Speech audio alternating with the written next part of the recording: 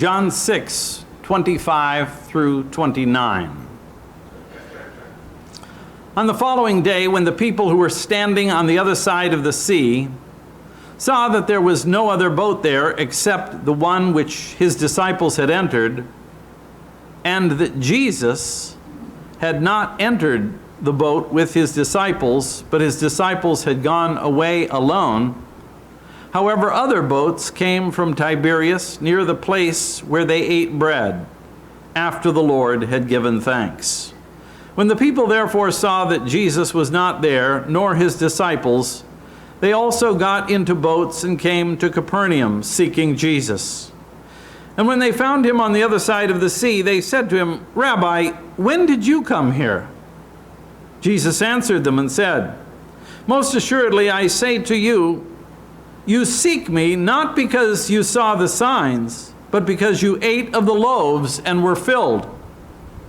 Do not labor for the food which perishes, but for the food which endures to everlasting life, which the Son of Man will give you, because God the Father has set his seal on him." Then they said to him, "What shall we do that we may work the works of God?" Jesus answered and said to them, "This is the work of God, that you believe in him whom he sent." Well, since it is the Labor Day weekend, after all, 2024, I want to preach today about a four-letter word that is offensive to many people in America. It's spelt this way, W-O-R-K. Now, according to a bipartisan Policy Center Artemis Strategy Group poll, currently 21 million prime-age adults are not looking for work and are therefore out of the labor force. In April 2023, the number of U.S.-born men and women aged 16 to 64 not in the labor force was 44.3 million, which is nearly 10 million more than in the year 2000. In July 2024, last month, or 2 months ago, the inactive labor force amounted to about 98.92 million people in the United States. Labor force measures are based on civilian non-institutional population 16 years old and over.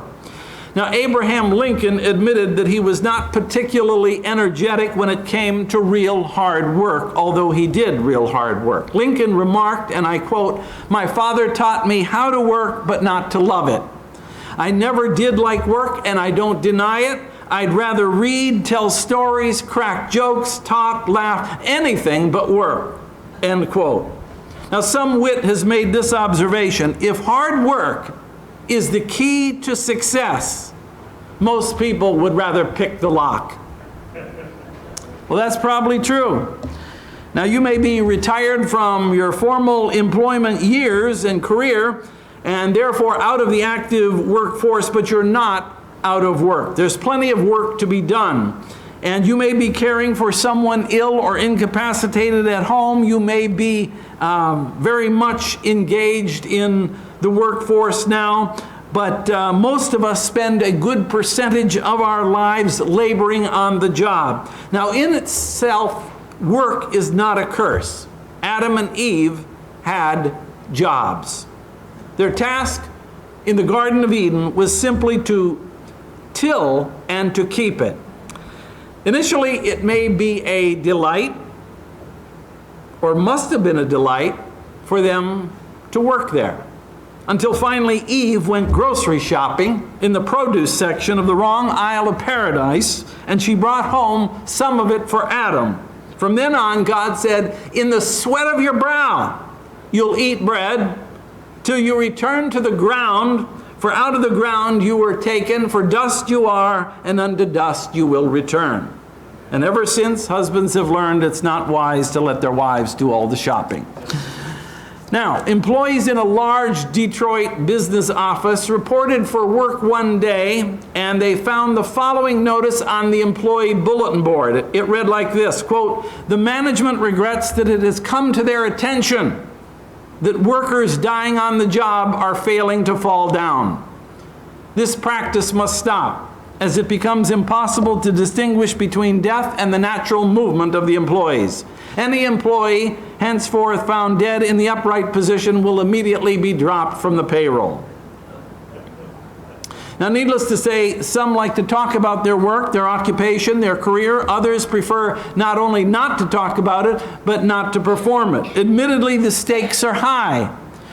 Much higher for Christians than they are for non-Christians. And here's why. Listen to what the New Testament teaches about our on-the-job witness performance.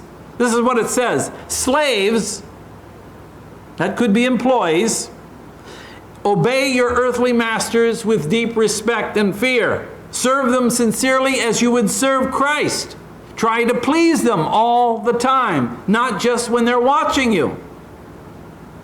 As slaves of Christ, do the will of God with all your heart. Work with enthusiasm as though you were working for the Lord rather than for people. Remember that the Lord will reward each of us for the good we do, whether we're slaves or free men. Now, in the Bible times, people apparently did not need to keep rigid office hours like they do today. They didn't need to punch a time card.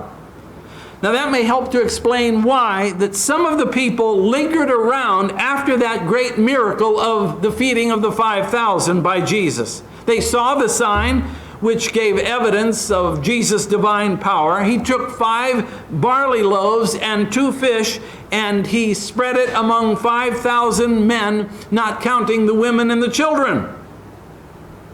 And based on that, the people said, truly, this is the prophet who is to come into the world. They were referring back to Moses when Moses anticipated that God would send them a prophet. Now, in fact, John tells us that these people were so impressed by the free meal that they just received that Jesus, perceiving that they were intending to come and take him by force and make him king, withdrew again to the mountain by himself alone. Do you hear what was going on? Hunger was such a common thing in those days that the people figured a Messiah who could multiply food was definitely worth following. It would mean a permanent meal ticket all the time. How convenient that would be. Meanwhile, the disciples had gone from that grassy slope above the sea down to their boats, and they crossed over the Sea of Galilee to the northwest end to the city of Capernaum. That's where Jesus lived. By the time they went 3 or 4 miles, a storm erupted on the sea, and Jesus came to them in the darkness of the night, walking on the water. And the next day, not seeing either Jesus or the disciples, that lingering crowd of the original 5,000 got into small boats, made their way to Capernaum, looking for Jesus. And when they found him, they said, "Rabbi, when did you come here?" Now, Jesus was not a person to waste time, mind you, with small talk. His attitude to work is summed up in this: I must work the works of him that sent me while it is day. The night comes when no one can work. Some people need an audience and constant applause when they work, but Jesus was never flattered by the attention that crowds gave him. He was never flattered by their applause. He didn't even respond to the question about when he arrived. Instead, he used the occasion to instruct the crowd about their misguided labors. They had seen a sign of his divine authority in feeding them the day before, and the only reason they were now looking for him was to satisfy their appetites once again. They had made the trip from Bethsaida to Capernaum, but they were more concerned about where their next meal was coming from than the deeper hunger in their souls. Now, Jesus wasn't inferring that they didn't need physical sustenance. They did. But he was trying to lift their attention from the material and the obvious things to the deeper reality of eternal life. We live in an age of material plenty and material grasping, but we also live in an age of tremendous spiritual and moral poverty. Many people spend their whole lives laboring to earn a good living, but in the end they fail to make a good life. Their personal lives are in virtual ruins. Now, I don't ordinarily do this, but I forced myself to do it. I forced myself to watch a movie. Now, I couldn't sit through the whole movie. I had to watch it in about 20 or 30 minute intervals. But it was a 1960 movie, Strangers When We Meet, starring Kirk Douglas, playing the role of a suburban architect who is hired to build a home for an egotistical writer who wants the home to get him noticed. Bored with his job, Kirk Douglas, the architect, takes up with a married woman played by Kim Novak. Meanwhile, she is bored with her own husband, who is a workaholic and pays little attention to her. And come to find out, at a house party with all of the architect's friends present, all of them are pretty much in the same sad state of affairs. Incredibly bored by their success and morally and spiritually bankrupt, asking, what is the point of it all? And at that party there is one man who all he wants to talk about is crabgrass. He says, you know what I hate? I hate crabgrass. And in the end, the architect's secret romance is exposed by his neighbor, Walter Matthau, so that the architect, shamed by his hypocrisy, abruptly ends the affair with the other woman, returns to his own wife, moves to Hawaii to accept a standing job offer to help design a whole city, not just a house. That's 1960, but you know what? It describes 2024. Nothing has changed. People are full of themselves, but they're empty spiritually. See, it's possible even for those strongly influenced by what I grew up with, hearing the Protestant work ethic. Let's face it, that's gone the way of the dodo bird. But we must understand what Jesus is saying. He is not telling them to stop working for a living, but to stop laboring for the things that never satisfy the spiritual hunger within their souls. Stop trying to extract from your work all the reason for your living. Instead, look at what God has already done in the person of His Son, Jesus Christ. Yet Christ's audience is they're still pretty optimistic about their own ability and their own laboring potential. And so they ask Him, what shall we do that we might work the works of God? They want to know what works they can perform in order to please God, in order to get on His good side. They had just crossed the sea from Bethsaida to Capernaum. They supposed that Jesus was the Messiah. They were sincere in their desire to be taught the way of life, yet they expected to find that way, as all sinners commonly do, by pulling themselves up by their own bootstraps. They said, we can do it, just tell us. The idea of doing something to earn our salvation is one of the last strongholds the sinner is ever willing to surrender. We insist on our own competence. We insist on our own contribution to our own salvation. Surely there's something I can do to maintain my dignity before men and before God. And Jesus says, no, there's not. You really want to know what you can do? Okay, I'll tell you. This is the work of God. Believe on him whom God has sent. That's what you can do. Notice Jesus didn't say, sit down, do nothing, and twiddle your thumbs. He gave them a duty. In fact, he made it an imperative. Jesus directed them to the work of believing. That's faith. And without faith, you might have everything else. You might have all your ducks in a row. But if you don't have faith, you'll never please God. Jesus used the same approach with the woman of Samaria at the well. He said, if you knew the gift of God and who it is that is asking you for a drink of water, you would have asked him and he would have given you living water.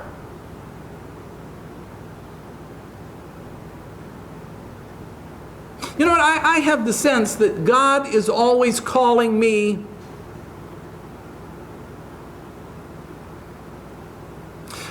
away from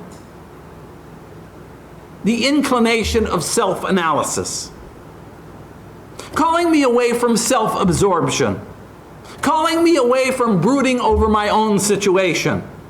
And instead, he's telling me to launch out into the deep. He's reminding me, not looking inside, for I know that in me dwells no good thing, but rather looking to Jesus, the author and the finisher of my faith, who for the joy that was set before him endured the cross, despising the shame, and is set down at the right hand of the Majesty on high. In other words, pick your head up, Mark. Quit looking down and quit looking in the mirror. Cease from being occupied with yourself. Start being occupied with the depth of God's love in Jesus Christ, his Son, whom he sent. He didn't have to do it, but he did. He did it out of love. Don't be ignorant. Don't keep Jesus standing at the door while you're inside polishing the furniture and micromanaging the carpet and everything else. Let him in.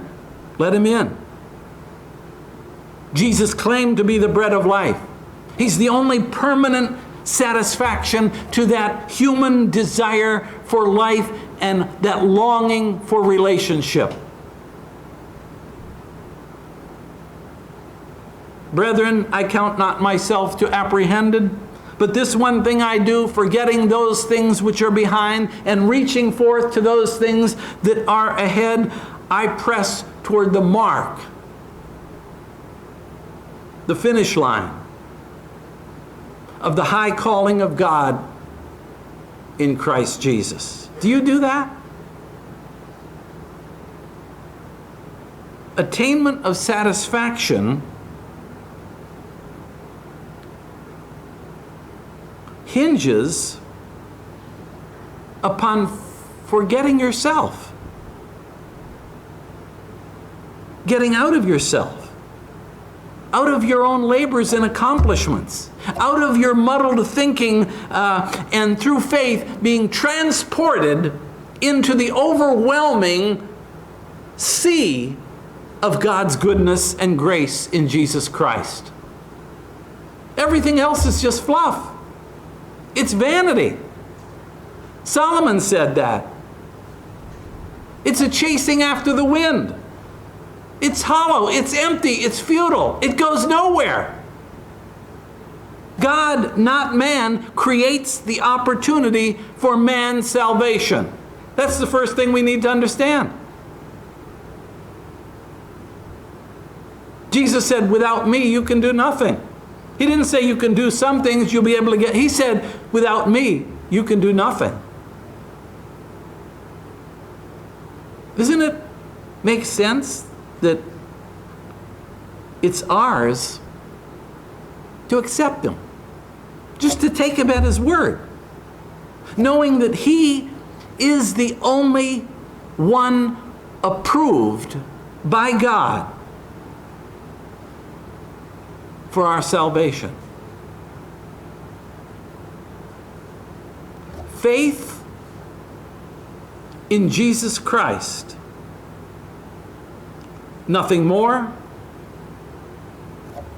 nothing less.